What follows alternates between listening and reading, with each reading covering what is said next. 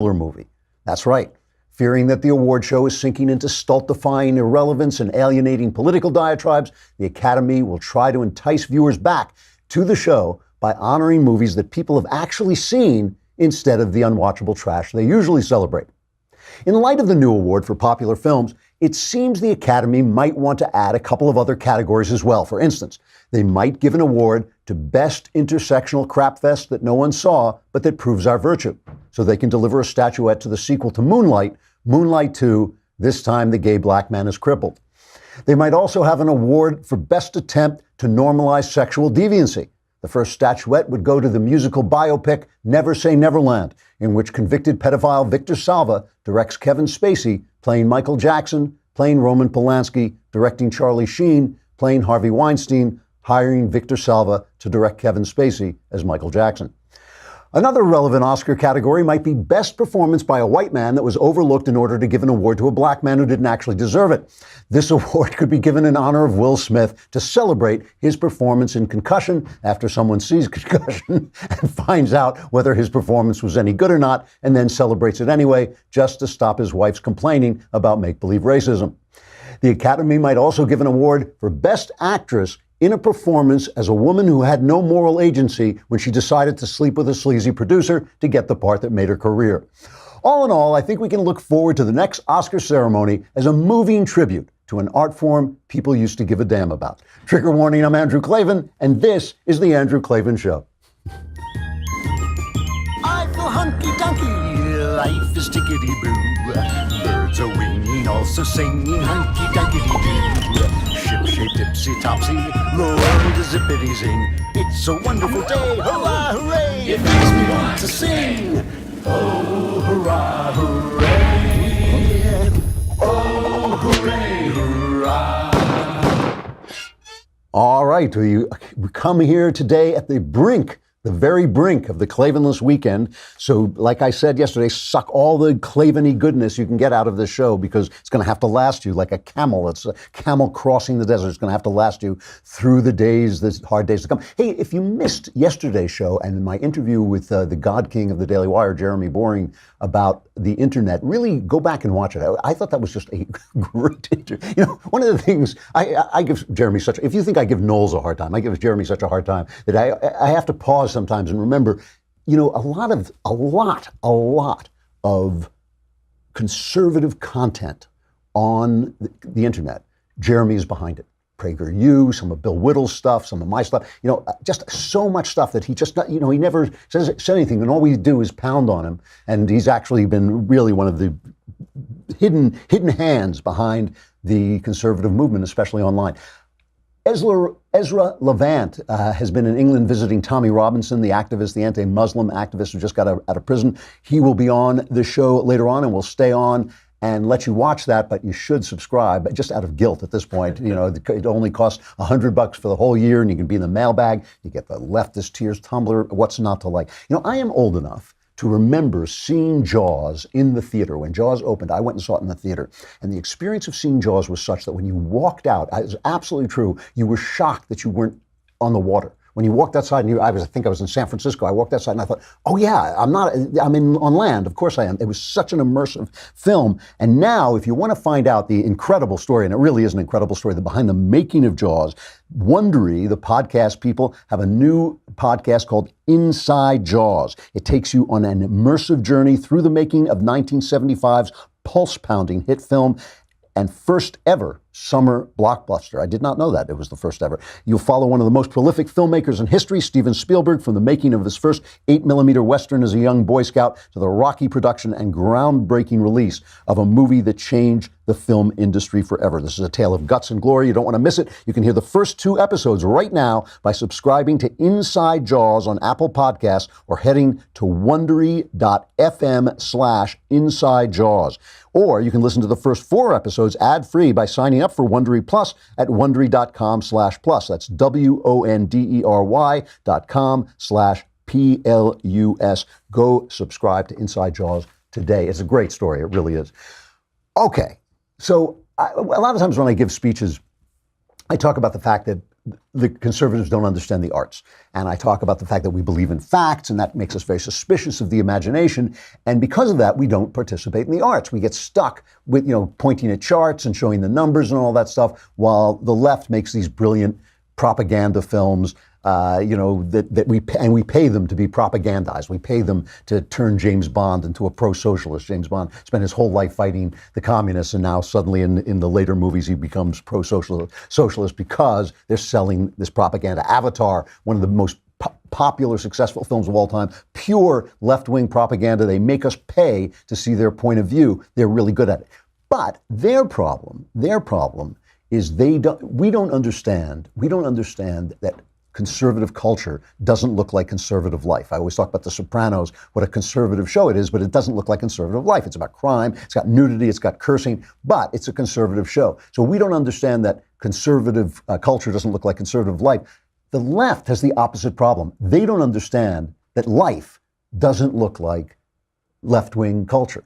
They think the world is taking place in their imagination, and they actually have a theory that fictions are what govern the world, and if you can just get control of the narrative, you will change reality. They really do have this theory, and they write about it all the time. They don't understand that reality remains exactly the same, no matter what you say about it. And you can control people's minds with a narrative, but ultimately reality comes and bites you back on the backside. And the funny thing about this is I think a lot of us on the right don't understand how traumatized the left is. And they're not just traumatized by the defeat of Hillary Clinton, though they are traumatized by that because in their imagination she was already queen. She was already the queen of the country. And they don't even know that we don't have a queen. I mean, they thought, she was just going to fill that role. But they are traumatized by the fact that they created Barack Obama in their imagination as a savior. They sold him to us as a savior. They told us that this is it. If you don't like this man, the only possible reason must be because you're racist. That's the only possible reason. And he failed. He failed. He did a bad job with the economy. He did a bad job with the Middle East. He did a bad job around the world. The only thing he did was save us from global warming with a treaty that means absolutely nothing. I mean, that was Obama. He did things in his imagination, like, oh yes, now we're saved from global warming. The oceans will recede and won't take over, Palm Springs. It was all imagination, and they are being traumatized by the fact that reality hasn't changed. Reality stuck to the gods of the copybook heading. It stuck to the old rules no matter what Obama did, and Obama failed. He was a failed president. It was a failed presidency. The only thing that saved him from absolute failure was the economic crash, which should have had a great big recovery and had a little recovery because of Obama, but at least it was a recovery. So that saved him from being an utter failure. But all his policies failed, and now they're all gone. They're all disappeared. I remember a dinner. I don't think I've ever told this story. I remember a dinner with Andrew Breitbart. He invited some of his good friends together, and we were all laughing because we were all middle-aged white men. We were all sitting around going, who says conservatives are all middle-aged white men? Oh, it's us. So yeah, it's true. And Bill Whittle was there, John Nolte, who's now at Breitbart. And I think Obama had just been elected. And we were all sort of discussing what to do next. And a lot of big names were at the table. And I think I was serving drinks. I think I was the waiter. But Bill Whittle, who is an incredibly eloquent guy who can go off for 20 minutes without ever saying, and just these full, complete, perfectly phrased sentences. He went off on a rant that must have gone on seriously 20 minutes, where he just said, this is the end of the left. Obama's election is the end of the left because they've made him a savior and he's going to fail. And when he fails, they're going to have to admit that all their programs failed and all their saviors were bad and and he went on, and it's just goes on. And then when he finished, there was a long silence. And John Nolte, who is just an honest, straightforward, kind of working class guy, Nolte goes, I don't know. I think they'll just blame us. That's what's happened, But Bill was right. Their savior failed, but they're just blaming us. They're blaming reality for being reality, and they're blaming Donald Trump for representing that reality. He's kind of the big monster reality that has come. And so everything he says, they say the opposite. And they're creating this world of imagination. The elections yesterday, the primaries and all this, they had a close run. They almost got this seat in Ohio that they wanted desperately. They lost it. And they've been just touting this thing that it was a moral victory. So So this is how much in their imaginations the GOP strikes back with an ad. It's a great ad, just showing. But listen, it's not just the ad, but listen to the news people trying to sell this to us as a victory, and then finally deflating and realizing, nah.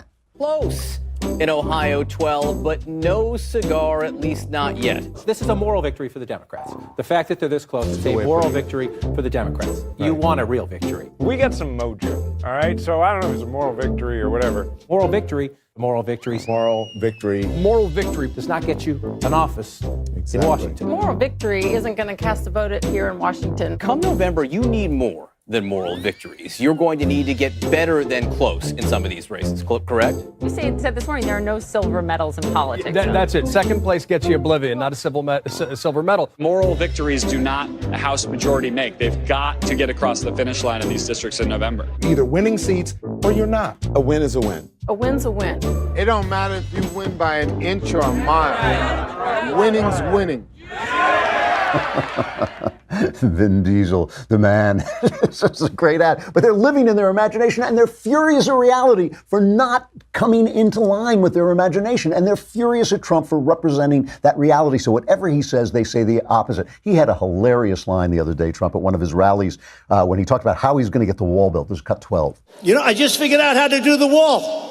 I'll say, I don't want to build the wall, and they'll insist on building it. I just figured that out right now. All he has to do is say, I hate the wall. The Democrats will go and hand build the wall. They will go. Each Democrat in America will take a brick and carry it down to the border and hand build a wall. And everything he does, and it's what makes them so absurd. It's what makes them so ridiculous. They just reinstated the sanctions on Iran that Obama stupidly removed for his stupid deal that was not going to do anything to stop them from building nuclear weapons, but did prop up a hellacious regime. So Trump reimposes the sanctions. The New York Times, a former newspaper, runs a story that is just hilarious about how poor Mohammed is going to suffer. He's going to suffer from these sanctions, that are coming down on him. Just whatever Trump does. So now yesterday, I guess, he put new sanctions, the administration put new sanctions on the Russians, because remember, they poisoned that former spy in Britain, and in support of them, they put new sanctions on the Russians. But of course, we can't admit to that, because that shows that Trump has actually been much harder on the Russians than the last two administrations, and that doesn't jibe with the narrative that's in their imagination. In their imagination, Trump's a Russian spy. In their imagination, Trump and Putin are, sitting behind. They're like Clinton and Monica Lewinsky. They're in the Oval Office doing it, and they're just selling the country to the Russians. But in fact, he's been very tough. So the New York Times, a former newspaper, reports it this way. An administration official described the list of affected items that would be sanctioned as enormously elaborate, but outside experts said the actual amount of exports involved is fairly small because the Obama administration already banned exports to Russia that could have military purposes. He hasn't even announced what exports are being banned yet. They haven't even announced it, but it's not going to be as good as Obama's. It is not going to be, because in their imagination, Obama was tough on Russia. In their imagination, Obama was the savior. If you think I'm kidding, I got to show you this. Vox is this very, very left-wing website, and ProPublica, which won the Pulitzer Prize, touts itself as an investigative website, but it was formed by Democrats. It's pro-Democrat, it's pro-left. So Trump is always hitting against MS-13, right? The gangs that have come up. The gangs were formed. There was a revolution in the 70s, I guess it was, in Central America. And all these guys from Central America, from El Salvador, the Honduras, other Central American countries, came up to America as illegal immigrants. And when they were here, they started to form this vicious gang, MS-13. So Vox and ProPublica makes a video saying, well, it's our fault. It's not a Central American thing. They were formed here, which is true. The gang was formed here, but it's Central American gangs, and they're all illegal immigrants. So they start telling us, and this is truly, the FBI says this is the most brutal gang in America. These are guys, they love their machetes, they want to cut children to pieces, they do all this horrible, horrible stuff. Here, so help me, I am not making this up. This looks like something that Jay did in the back room, but this is ProPublica and Vox telling us, Trump is demonizing these guys, but they're not that bad. I've been reporting on Long Island for a year, and the MS-13 that I'm seeing on the ground there has almost nothing in common with the MS-13 as portrayed by the government. For one, the Trump administration presents MS-13 as a drug cartel. The drug smugglers and the vile criminal cartels like MS-13. But that's not really the case. MS-13 is not really involved with the international drug trade. The MS-13 members that I've been following are working after-school jobs. They're living with their parents. They get around Long Island on bicycles because they can't afford cars. It's not the kind of gang that you really get any money from. MS-13 isn't a highly organized criminal group. It doesn't have a central leader or global ambitions. But it's been classified as a transnational criminal organization. The Obama-era Treasury Department put the group on a list of sanctioned organizations with groups like the Mexican Zetas and the Japanese Yakuza. But the organization doesn't have that kind of sophistication to really play with the major player. These poor kids have to work 2 jobs to buy a machete. You know, you can't afford a machete unless you have 2 jobs. And when do they find time to go cut children to pieces? You know, when you have 2 jobs, it's tough. You got to wait till Saturday to cut, the opposing gang member to pieces. It's sad. It's a sad, anything Trump says, Trump is reality, and they are living in their imagination, and they are so angry at reality and so angry at Trump that anything he says, and this is, you wonder why show business hates Donald Trump, because they're in the business of the imagination. They're in the business of the imagination where, Alexandria Google Eyes Cortez has policies that work. We can afford her policies because they all make sense in the world of the imagination. So they're thrilled. Rosie O'Donnell, unbelievable. I remember when they first started having rock videos on TV. There was a station called VH1, I think it was called. This may still be on. And one of the VJs was Rosie O'Donnell. And I used to watch her while I was on the elliptical machine. I would watch the rock videos as I was exercising. And there was this kind of black guy with glasses, and I thought he was really charming and really had a lot of talent. And I thought, boy, this Rosie O'Donnell has no talent. She is going nowhere. We'll never. And of course, the black guy ended up doing like frozen food commercials, and Rosie O'Donnell became a fairly major player. She is still a no talent, but she's outside. She's gathered the Broadway together because no right-winger wants to go see a Broadway play anymore, so they know they're not going to alienate anybody. And they're singing songs outside the White House to protest Donald Trump. They're going to do it until they leave. So here's her protest. We are so thrilled to finally be here at the Kremlin Annex on night 22. How many have been here every night? Let's hear it. And we're going to keep coming back until he's out.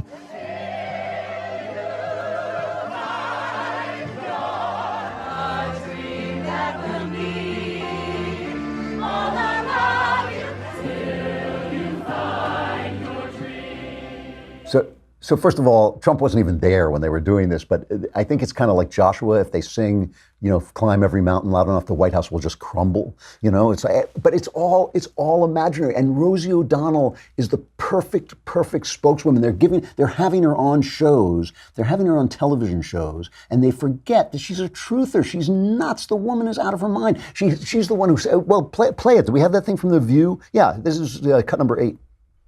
I do believe that it is the first time in history that fire has ever melted steel. I do believe that it defies physics for the World Trade Center Tower 7, Building 7, which collapsed in on itself. It is impossible for a building to fall the way it fell without explosives being involved. World Trade Center 7. World Trader 1 and 2 got hit by planes. 7, miraculously, the first time in history, steel was melted by fire. It is physically impossible. And who do you think is responsible for that? I have no idea. But to say that we don't know that it imploded and it was an implosion and a demolition is beyond ignorant. Look at the films, get a physics expert here from Yale, from Harvard, pick the school. It defies reason. Let's get one. Popular Mechanics did a whole article explaining why the World Trade Center collapsed exactly what it did. And it didn't melt the steel, although fire is made to use steel, used to make steel, but it didn't melt. It just weakened it so that the supports collapsed. Anyway, it all made perfect sense. Of course, there was what I always loved the 9/11 conspiracy because I have no idea what the point of it is. But this is who she is. This is who she is. It's just pure ignorance and pure paranoia. She goes on Chris Cuomo show on CNN, and even Chris Cuomo gives her a reality check. When you're getting a reality check from Chris Cuomo, you are no longer anywhere near reality. I mean, listen to this. He's not only bad because he's a liar, he's bad because he doesn't know how to inspire people or evoke that emotion in them of What about truth his rallies? and of knowing. And there, first of all, people are paid, Chris. You know that. People were paid since he went down on the escalator. He pays people to show up at right, those but rallies. I don't That know is a that fact. that's. But I don't know that that's why he gets tens of thousands at the rallies. I think he captures a lot of emotion for He doesn't get tens people. of thousands. When did he get tens of thousands at the last rally? Tell me when. Well, no, not at the Tampa. I think they only had 9,000 seats, and there were people outside. But Rosie, I've seen them. He gets big groups of people who come out. He gives themes that resonate, whether they're positive or not. That's up to other people to decide. Maybe some are. I don't know. I can't. Paid? I don't have the facts that his crowds are bought off. I don't have that. You can look at. Well, you can look at all the requests for extras to come and cheer and with signs for him. You can find those tangible pieces of evidence. Not only are the Trump supporters paid, but they're actually modeled out of the steel that was melted at the World Trade Center. They're completely phony. You know, because they live in their imaginations, because they think that if they don't tell us stuff, if they lie, reality itself will change. I want to end this with just talking about what I think is the biggest news story, or should be the biggest news story of the day, just for its pure sensationalism. The police on Friday raided a compound in New Mexico because they were looking for a missing kid, and they had gotten notes that this kid was in this compound. They raided this compound in New Mexico, found starving children who were being trained. These starving children were being trained to commit school shootings. It was training. I mean, is that not a big story? Is that not a big story? Here is CBS's report when they filed the court documents on this. I'll just give you the first minute, but trust me, it continues this way for 2.5 minutes. See if you can find the missing word in this story. And the missing word, when you find the missing word, you will know why this story is not being reported in a big way. We're going to begin tonight with new revelations about a mysterious compound in northern New Mexico. Nearly a dozen hungry children were found living in filthy conditions. 5 adults face child abuse charges, and court documents today now show one of them is under investigation for training children to commit school shootings. More on this now from Omar Villafranca. Handcuffed and in a jumpsuit, Siraj Wahaj made his first court appearance this afternoon in New Mexico. Wahaj was charged with 11 counts of child abuse, but court documents show he may have been planning something more sinister. A foster parent of one of the children alerted investigators that Wahaj had trained the child in the use of an assault rifle in preparation for future school shootings. Prosecutors revealed the information to make the case he should not be given bail. Wahaj, another man, and 3 women were arrested when deputies raided the complex last week. Find the missing word? Yeah, it's Islam. Islam. It's the way it was an Islamist compound, and that's why they're burying it. It took them days to mention it. I mean, even when they do mention it, they mention it deep in the story. By the end of the story, you can deduce that it was an Islamist compound, but they just leave it out because if they don't tell the story, the reality won't exist. And that is the major flaw on the left. That is their problem on the left. Their problem is reality. All right. We're going to talk more about this because when you want to see the wages of living in your imagination, you can look at Rotherham in England, where all those girls were raped while nobody wanted to admit that it was going on because they were afraid of being called racist. We're going to talk to Ezra Levant about what's happening with Tommy Robinson, who was trying to report on that story and was put in prison for it. But first, it is time for the Left Wing Dictionary. You know, we missed our Tuesday release of the Left Wing Dictionary. We had a little bit of technical difficulties we had to fix, but here is F is for feminism. F. F is for feminism. Feminism is a movement to end the unfair treatment of women by having women complain about every little thing until you just can't stand them. Before feminism, women were forced to stay at home, shaping the souls of a new generation until their children rose up and called them blessed. They weren't allowed to do important stuff like running the Amalgamated Widget Company while underpaying poor minority women to stay at home and shape the souls of a new generation, after the poor minority women had dropped their own children off at unclean, overcrowded daycare centers. Conversely, before feminism, men got all the breaks and were allowed to do cool stuff like work for a living and try not to sleep around, even though they really wanted to. Today, though, because of feminism, women have many rights they never had before.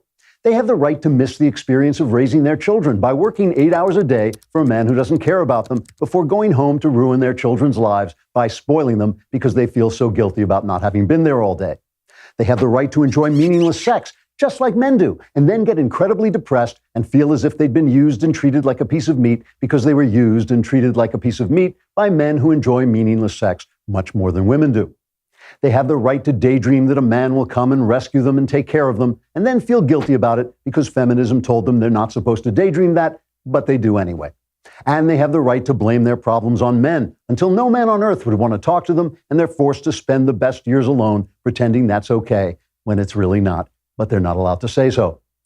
Before feminism arose in the 1970s, according to a recent not made up study, women judged themselves to be happier than men. Since the advent of feminism, women's happiness and satisfaction have declined until now men report themselves to be happier. When asked why they were less happy after feminism than before, women said, "Shut up, I don't want to talk about it, just leave me alone." Then they ran away, sobbing uncontrollably. F is for feminism. I'm Andrew Klavan with the Lefties Dictionary. That is brutal. That guy should be banned like Alex Jones. Oh, wait, it's me. All right. F is for feminism. You can see that online. Pass it around. Ezra Levant is a human rights activist, author, and TV host. He's the founder of The Rebel Media, a Canadian right-wing news outlet, and is also the author of 2 best-selling books, Ethical Oil and Oil Sands and Shakedown. In 2014, Ezra was voted as the biggest name in Canadian broadcasting. He was also voted the talking head you'd most like to silence in a survey of Canada's Parliament Hill staff. So he must be doing something right. I'm on his show all the time. This time I thought I'd have him on and talk about Tommy Robinson. Here is Ezra Levant. Ezra Levant, thanks very much for coming on. I appreciate it. My pleasure. So you've just gotten back from England on this Tommy Robinson case. Before we start talking about it, explain exactly what this case is about. Sure. Tommy Robinson is a colorful character. He is a citizen journalist who came up from the sort of football, soccer, hooligan world. So he's the fancy classes in the UK would look down on him as some ruffian. But he's actually the only journalist in the entire UK with the courage to talk about the tough issues. And in that country, open borders, mass Muslim migration, and a particular phenomenon called Muslim rape gangs exists. And everyone's afraid to talk about it because it's so politically correct. But just here's a quick anecdote. There's a city of 250,000 people called Rotherham. So it's not a big city. But over the course of a few years, 1,400 white indigenous British girls were systematically extorted and raped by a Pakistani Muslim rape gang. 1,400 girls in a city of 250,000 people. This was known very soon. Doctors, social workers, police detected this quickly, but there was a conspiracy of silence by what Daniel Pipes calls the 5P professionals, the police, the prosecutors, the politicians, the press, the professors, because everyone was so afraid of being called racist. So here's an example. One mom dragged her underage daughter out of one of these rape rooms to the police and said, "Help my daughter." And a policeman said, "You be quiet now, or we will charge you with parental neglect." And this was covered up for years. It was finally a formal inquiry, and the number one excuse given was afraid of being called racist. Tommy Robinson reports on this unreportable subject, and on May 25th, he was outside a courthouse in Leeds, where a 29-person rape gang was on trial for raping girls as young as 11 years old. And he was out there live streaming on Facebook, and then 7 police swooped down on him, bundled him in the back of a police truck. He was hauled before the judge, who had a summary trial, and sentenced him to 13 months in prison for live streaming. So he went from arrest to prison in 5 hours. Didn't they have some kind of that he was out on bail? Hadn't he violated some parole thing? Or is that wrong? He had done a similar thing in Canterbury where there was a rape gang on trial there. And he filmed himself on the court precincts, a little selfie video for 45 seconds. I should tell you, Tommy Robinson used to work with us at the Rebel a year ago, so I know this because I was involved in the Canterbury case. He pointed his cell phone at his face like this, and he talked into it for 45 seconds. But because he was standing on the court precincts, that's illegal.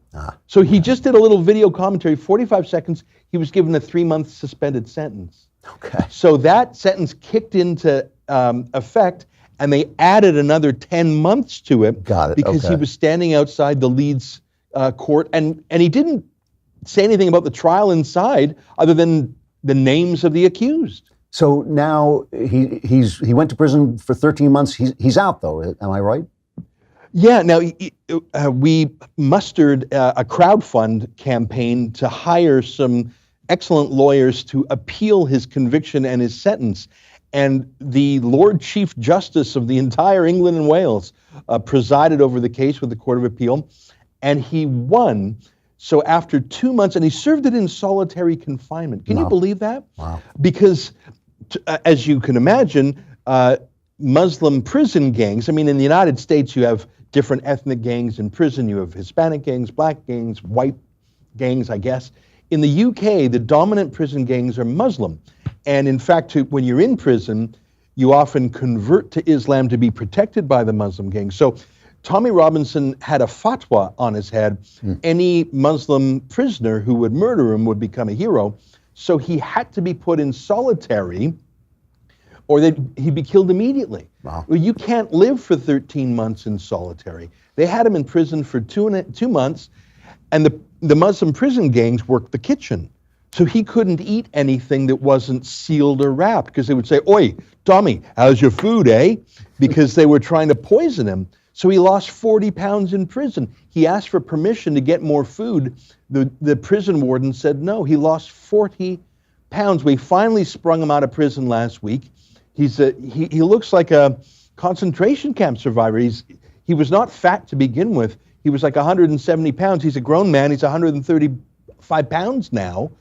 And here's the crazy thing.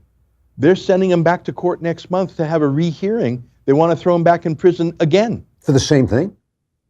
For the same thing, because the Court of Appeal threw out the conviction and the sentence, saying it was procedurally flawed in about 6 different ways. But instead of throwing it out, they said, so have a retrial of the same offense and do it right and put him away right. The Court of Appeal was an incredible vindication that his first conviction was flawed, onerous. He was sentenced to under the wrong provisions. He was not given a right to a fair hearing. He didn't have proper counsel. There were so many things flawed with it. He was obviously treated improperly in prison, but instead of letting the man go after a 2-month prison term, the Court of Appeal said, oh, just do it over again and just get it right this time. So he's in jeopardy of more prison. I should tell you that he is the first journalist in the UK to be imprisoned for contempt of court since 1949. So it's just not done in the UK. So now you're Canadian, why are you going over there? Well, as I mentioned, Tommy used to work for us here at the Rebel. He was our UK journalist. And I mean, I became friends with him, and we fought on his side to get him out of trouble in the Canterbury rape gang trial.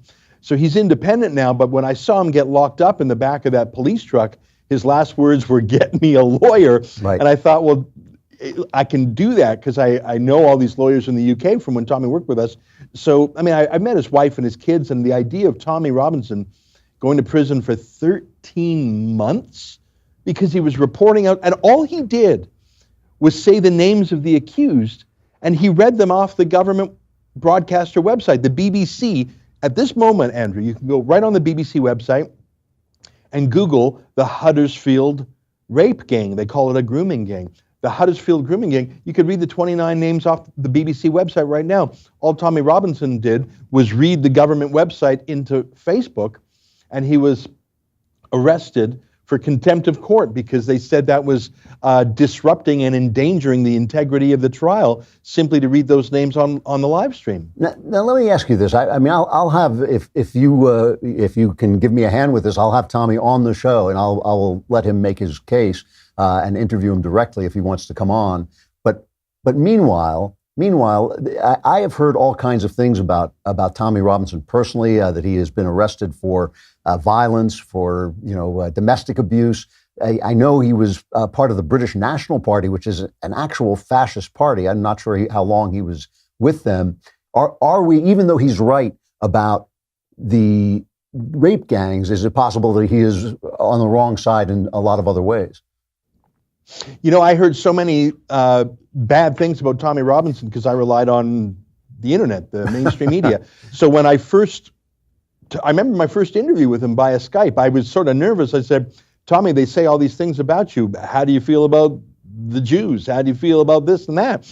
And I realized that a lot of it was misinformation. When I first met him in the UK, I met him with his best friend since childhood who happens to be black. His key allies are Sikh, because Muslim rape gangs, they attack British girls and Sikh girls, oddly enough. It's true that he was the founder of something called the English Defence League, but when it became too intolerant and racist, he abandoned it. He actually shut down the organization that he created. It's not true that he was arrested for domestic violence. That's simply not true. I mean, he got into a shouting match, and then he got into a scuffle with an off-duty police officer. Like I said, in my first mention of him, he comes from that football hooligan world. Tommy is no saint, but although he has his vices, he has one enormous virtue. He's willing to speak truth where the rest of the media and the 5P professionals in the UK are silent. Tommy Robinson is not the gentlest of souls, but he has one characteristic of stubbornness that is so necessary to smash the information cartel there. Let me give you a little anecdote. You know Piers Morgan, you know who I'm talking about. He hosts a show called Good Morning Britain, just like Good Morning America. When he invited Tommy Robinson on to debate Islamic rape gangs and the Quran. That was the highest rated show in Good Morning Britain's history. Now, why is that? Because Tommy was very articulate. And he talked about, he's published an annotated Quran. It went to #1 on the British bestseller list. And so he's not just a yob. He's very articulate. He has another best-selling book called Enemy of the State that talks about how the police decided that Tommy Robinson was an easier problem to solve than the Islamification of the UK. Oh, don't get me wrong. I'm not saying he's the gentlest man you'll ever meet, but sometimes our free speech champions, we have to take them as we find them. He's not perfect, but they're going, just like they're going after Alex Jones in the United States, and he's difficult sometimes for people to abide. Well, that's the point. They go after the low-hanging fruit, and then it's Alex Jones today, it's Breitbart tomorrow, it's Ben Shapiro the day after that. Sure. It's Tommy Robinson today, and then maybe it's a more mainstream newspaper the day after that. I don't feel comfortable with the United Kingdom, the mother of so much liberty, putting a journalist in prison because he was saying the names of 29 accused rapists. Let's talk about the bigger issue for a minute here. Obviously, this wave of immigrants that has come on has created a tremendous problem. Obviously, too, there is something truly, truly wrong with a society that lets its children be raped because they don't want to be accused of racism. Something has gone desperately wrong with that kind of society. No question about it. And I know that Canada has problems with free speech, too, now, where they don't want people, they actually have committees that can stop you and penalize you for saying things that are outside of the leftist realm of approval. Let me ask you this. Is there a way forward with this incredible Muslim influx? Is there a way that these people can be taken in and assimilated and adapted, or do you feel that it is just impossible? Do you feel that Islam and the West can't live together? Well, the problem is most politicians, when you ask them that question, will focus on the easy answer, which is security. They'll say, oh, we do a background check. We check for terrorism and things like that. That's not a sufficient answer, because I think that while when there is mass Muslim immigration, terrorism does follow, that's not the real threat to our society. The odds of being the victim of an actual terrorist attack are extremely low. But the odds of a cultural move towards Sharia law, the ending the separation of mosque and state, bringing in gender apartheid. In Canada, it's ubiquitous public swimming pools that have gender separation now, so Muslim women can swim without those haram white men there. So it's that, the threat of that cannot be detected with some background check. You can't type someone's name into a computer and then say, oh, this person will undermine the separation of mosque and state, the equality of men and women. This person doesn't like Jews or Hindus or Christians for that matter. Those things you have to test with a values test. And that's when you get into that queasy, oh, I don't want to be racist moment that we saw in Rotherham. Here's the thing about Islam. There are wonderful people from that world who love our Western values. Salman Rushdie is the most obvious example. But what we are not doing is we're not separating the wolves from the lambs. When Europe takes 2 million Muslim migrants and does not sort them, in fact, lets them sort themselves, basically the strongest and the fastest young men who can get over to Germany and France, we're not sorting the wolves from the lambs. In fact, we're taking a disproportionate number of wolves.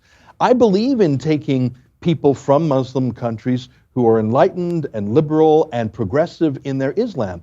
And there are wonderful examples of that, Ayaan Hirsi Ali being a famous example.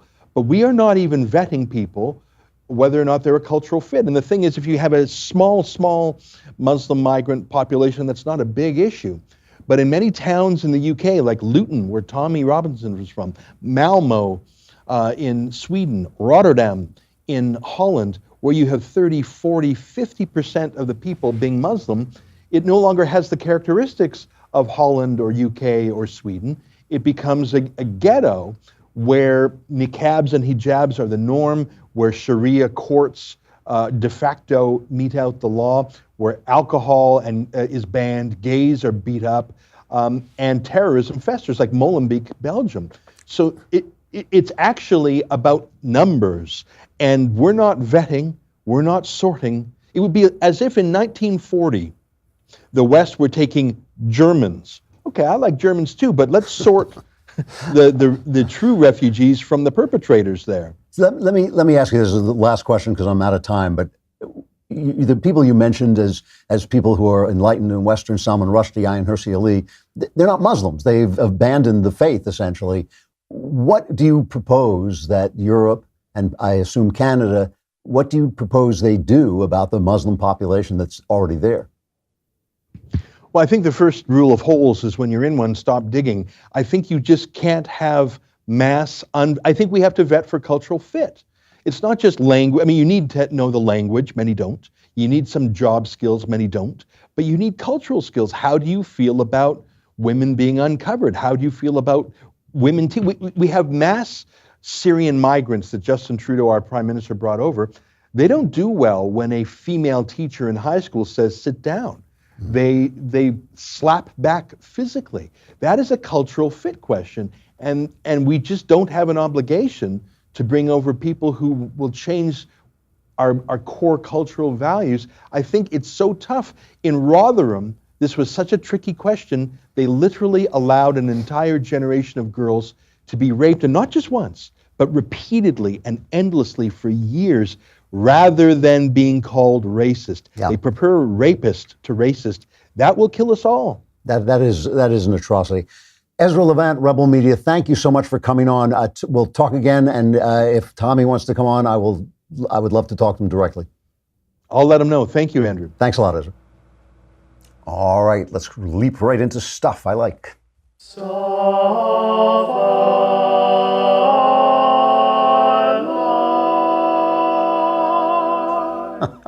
That's a little barbershop quartet there. Jason Kaspar sent that one in. We're still vetting them, so keep sending. We'll play them. All right, now on stuff I like, I have been very, very careful not to allow any form of nepotism or friendship to affect my choices of the things I recommend, because I don't want this to become a forum where I'm constantly being called up and people are saying, oh, can you put my stuff on stuff I like? So I haven't done that. I'm making an exception in this case because of my own feelings about this. And I want to talk about the book of Isaiah, or as the British say, Isaiah, because the British are just so annoying. The book of Isaiah, the prophet Isaiah, is the book that Jesus quoted more than any other. And the reason, when you read it, seems obvious. It's because Isaiah's theme is that you should not depend on the physical world, you should depend on God.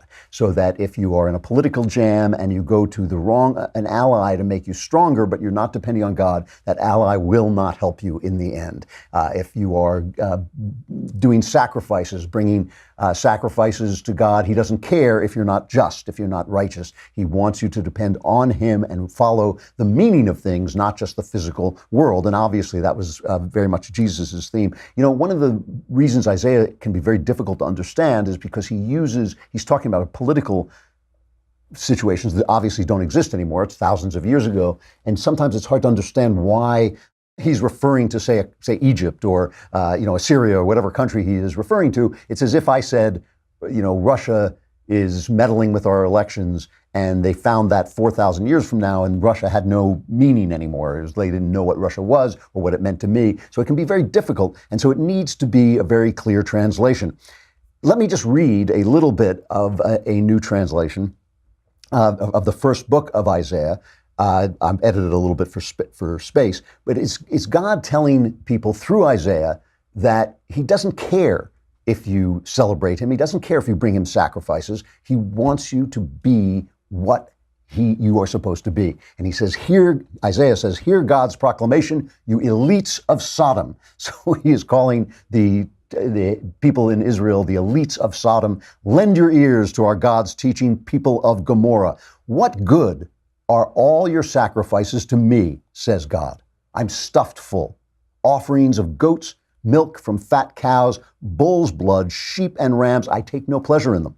When you come to show yourselves before me, who asked for that from you? To trample my courtyards? No more. Stop bringing worthless gifts, sweet-smelling incense. It's vile to me. When you stretch out your palms, I'll hide my eyes from you. Even when you multiply your prayers, you'll get no audience from me. Your hands are full of blood. Wash. Get pure. Get the evil of the things you do out of my sight. Let go of evil. Learn how to make good. Hunt after justice. Give relief to victims and justice to orphans. Plead the widow's case. Come here, says God. Let's talk this out together. If your sins are like scarlet, they'll turn white like snow.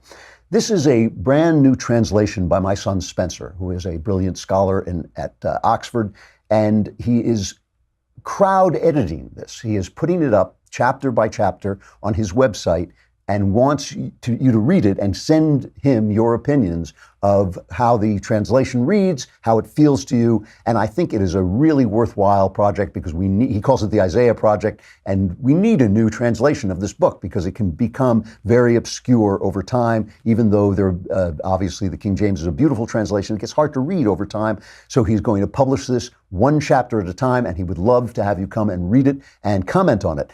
To find it, go to his website. It's called rejoice-evermore.com. rejoice-evermore.com. And you can find the Isaiah Project, read his new translation chapter by chapter as it comes out, I think one chapter a week, and comment on it. It would be a big help to him. And I think I think the translation is absolutely beautiful. And I think, your comments will obviously improve it. I'm sorry, that's all I can do. The Klavanless weekend is here. I've staved it off as long as I possibly could. You're stuck. You're screwed. I'm Andrew Klavan. This is The Andrew Klavan Show. Survivors, gather here on Monday.